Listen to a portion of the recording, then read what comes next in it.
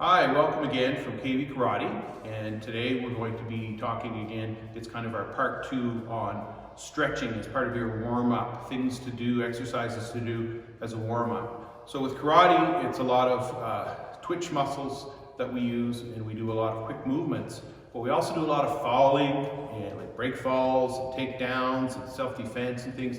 So there's quite a diverse amount of things that we do in any given class. So it's very important that we condition our bodies before and after we do this kind of training.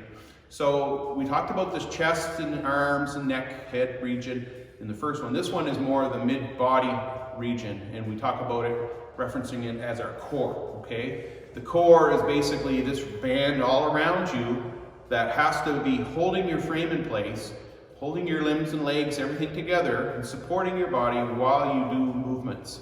So engaging the core and using it as part of your training is very important. It's tied into our breathing and a lot of our techniques that we use in karate.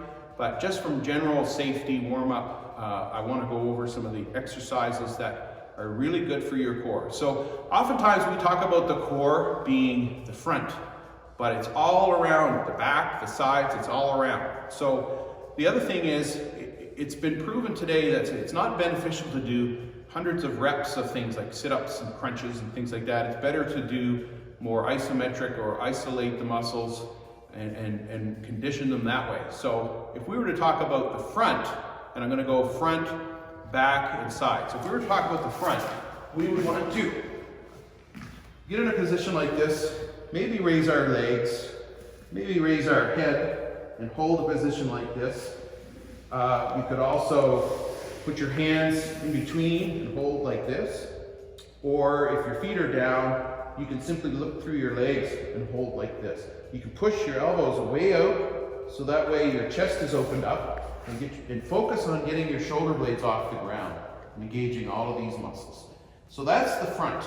If you were to do a little more of a dynamic to it, you could do bicycles, you could do elbow to elbow. All of these types of things are the front primarily.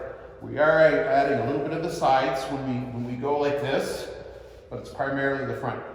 Just be careful that you don't have the weight of your legs way out, because that torque is on the loading the lower back, which can be an injury.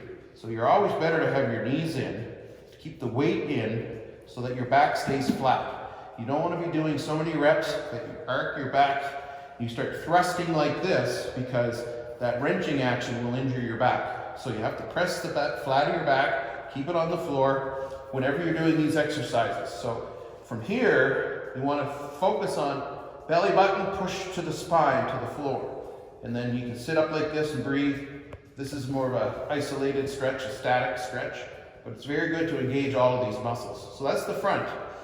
Next, we're going to go to the back. The back is the one that's probably the most important, because your spine is back there. That's why they call it the back.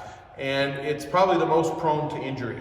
So the best stretch for that is to do an old-fashioned plank, where your hands are shoulder width apart. You try to be flat. And in order to hold this, you focus on your breathing. It's best to look up, so that when you look down, you're not crouching your shoulders. It's best to look up, so you try to stay a straight profile. Focus on your breathing and tighten your backside muscles, your glutes. And this should help hold you.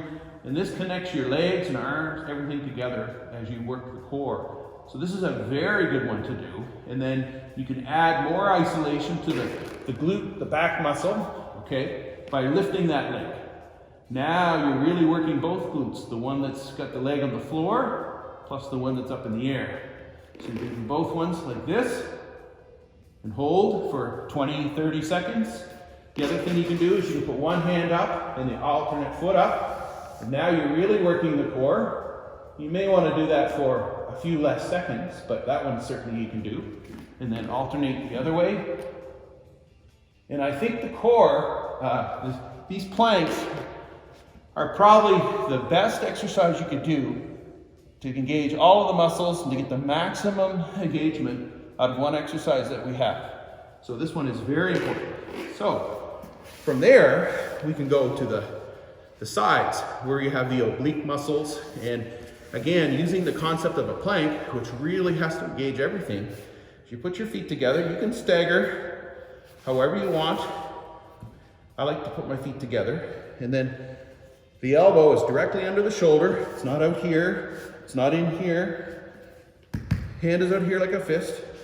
Keep yourself relatively straight, and then come up. You can try an easy one by keeping your hand at your side. Try to be straight. You can go up, down, up, down. You can try those, or you can keep your hand up in the air, okay? So this one, you can modify it to really work your sides. So you can touch your elbow up, and really give it a little more of a dynamic stretch. So you're moving a little bit, okay?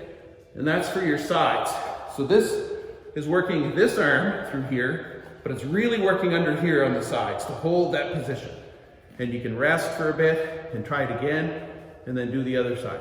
So that's the sides, and we did the back, and we did the front. And that is the most important thing. These isometric or static stretching to engage all these muscles together. And then with some mobility, we would just add a few things like this. A little bit of circular movements, a little bit of movements like this. Hold here, palms out, hold. So that way you're engaged and they're used to moving around. A lot of times our bodies are rotating, so these movements are good for that rotational activity that we do when we punch or when we do our karate. So that's it for today for your midsection area. And those exercises I would encourage you to do at home. If you work from home, you can take a little break from time to time and go down on the floor, try that. Or if you're a student and you're bored, certainly do this, and do it before you do a karate intensive training. Always good to do this before you do intensive training, especially if you're doing break falls. Your core protects your back, protects your spine. So when your core is engaged, when you fall down, you'll be able to protect yourself. If you're not ready, if you're too stiff, you could injure yourself when you fall. So that's it for today for the midsection area warm-up stretching. Thanks again from KB Karate.